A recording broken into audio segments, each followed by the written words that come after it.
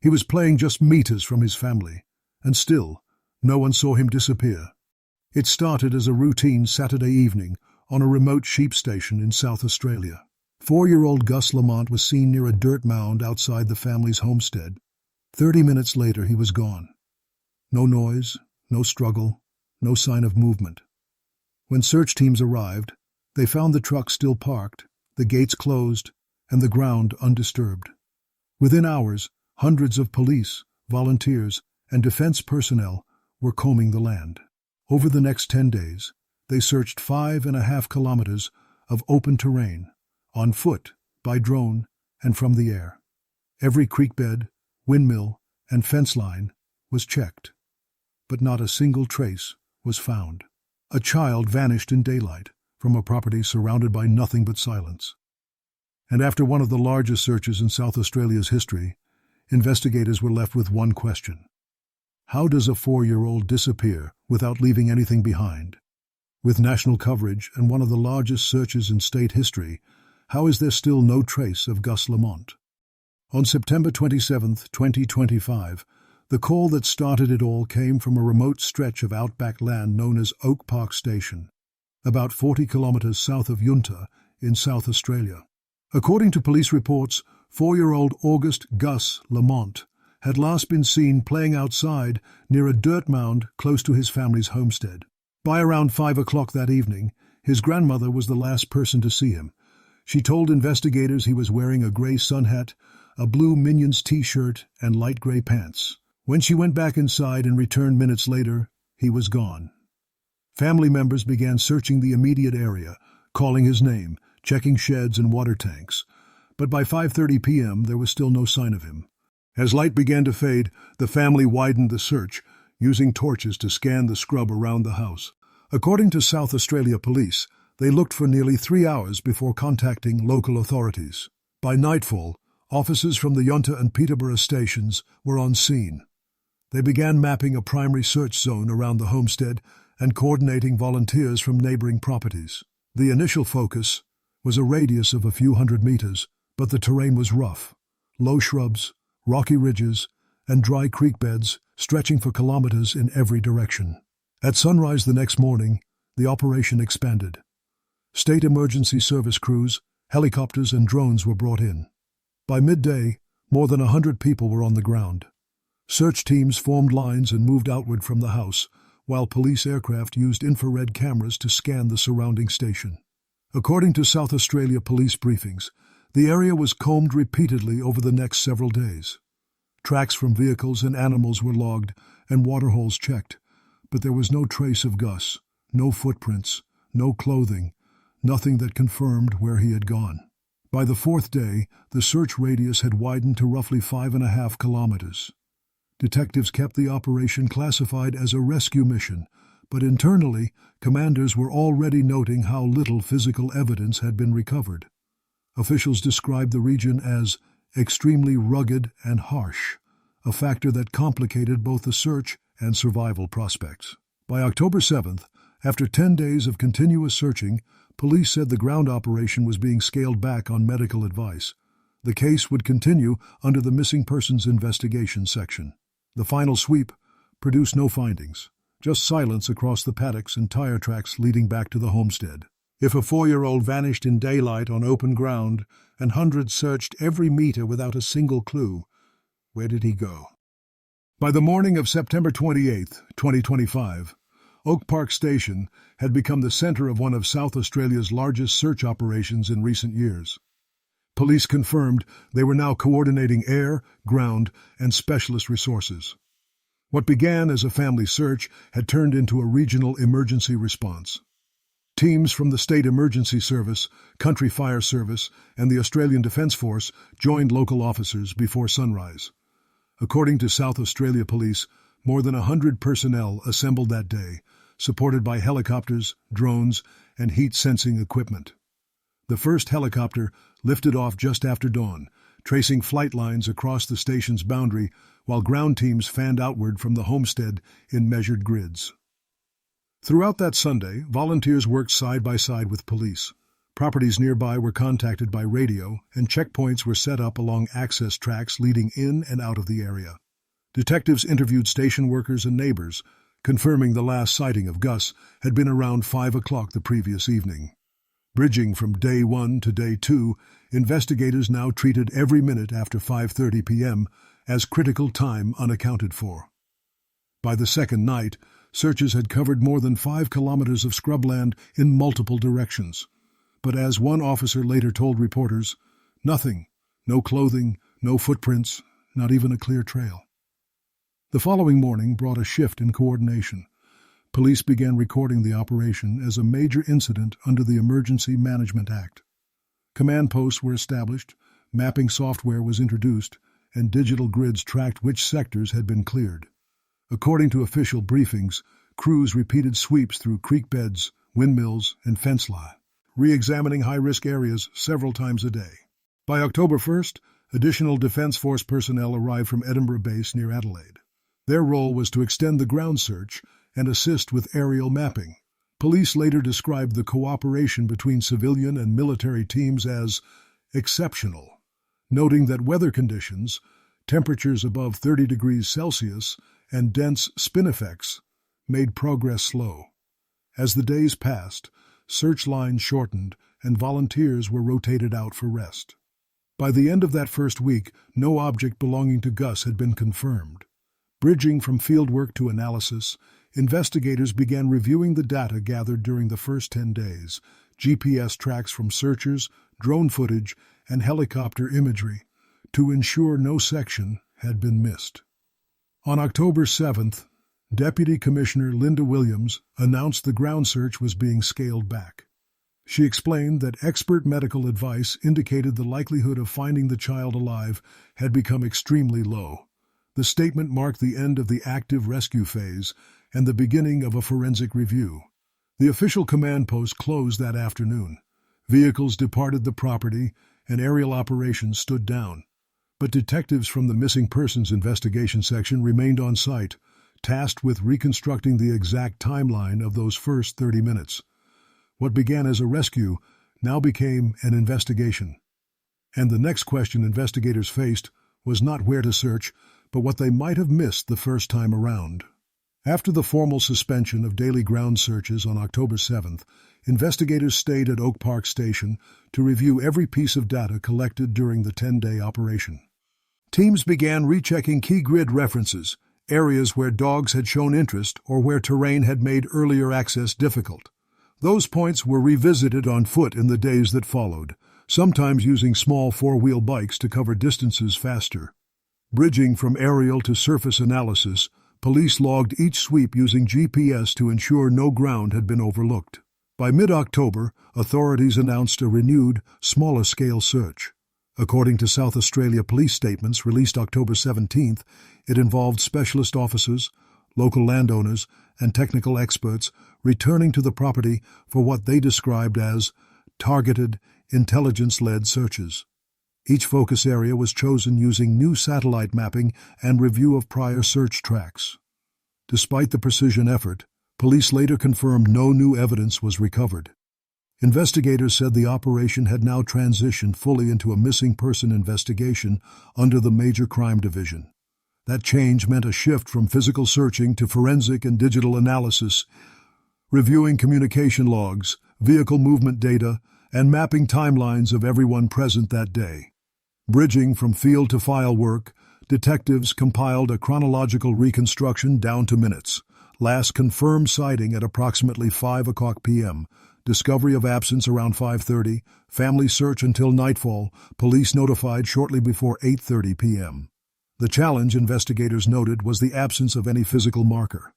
No shoe, hat, or footprint was verified by forensics.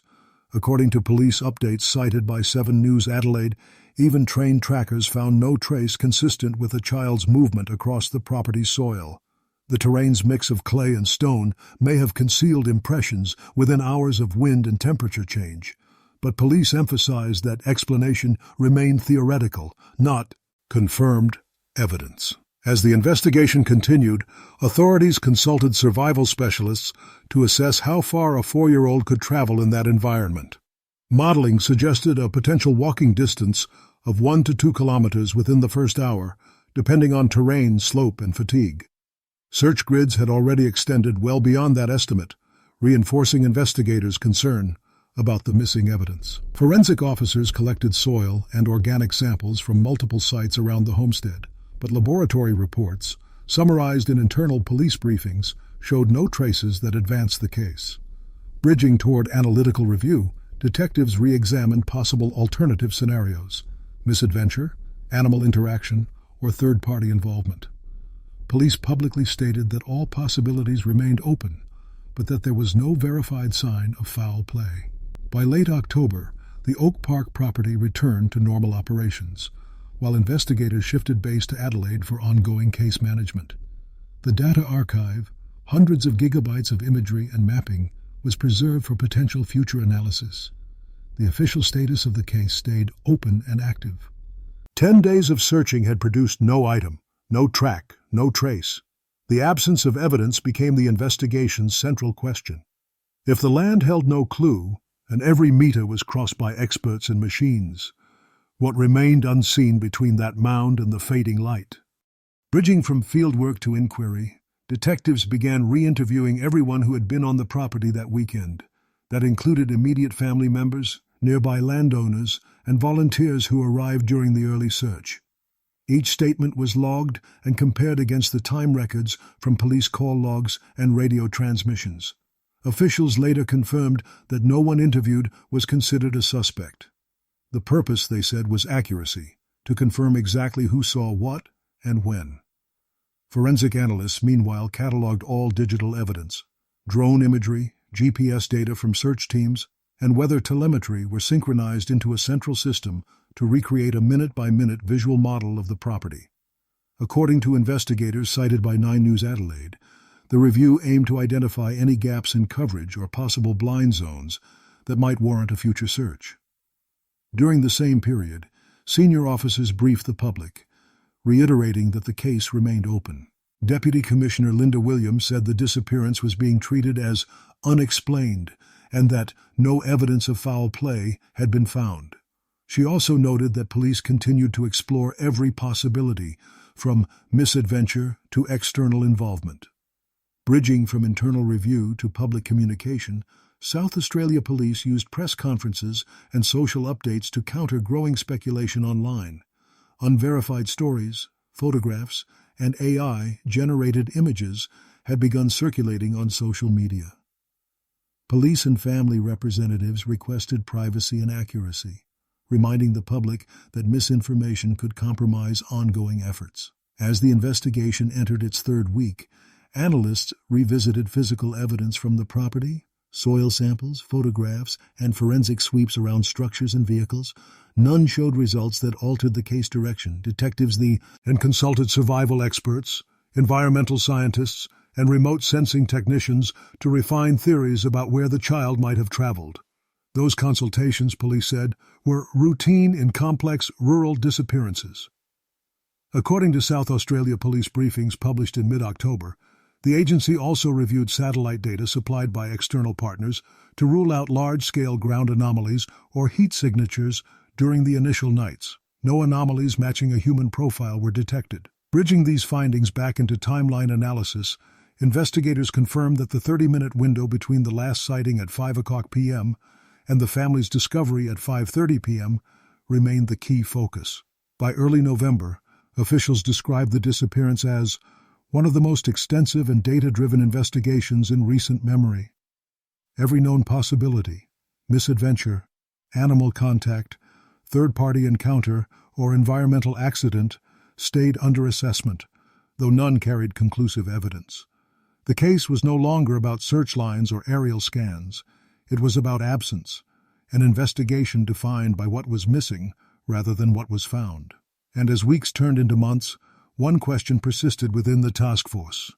If no track, object, or digital trace existed, was the answer still out there on that land, or had they been looking in the wrong place all along?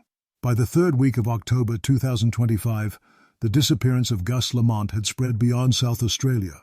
National outlets ran nightly coverage, and the story reached international platforms such as People magazine and BBC News Australia.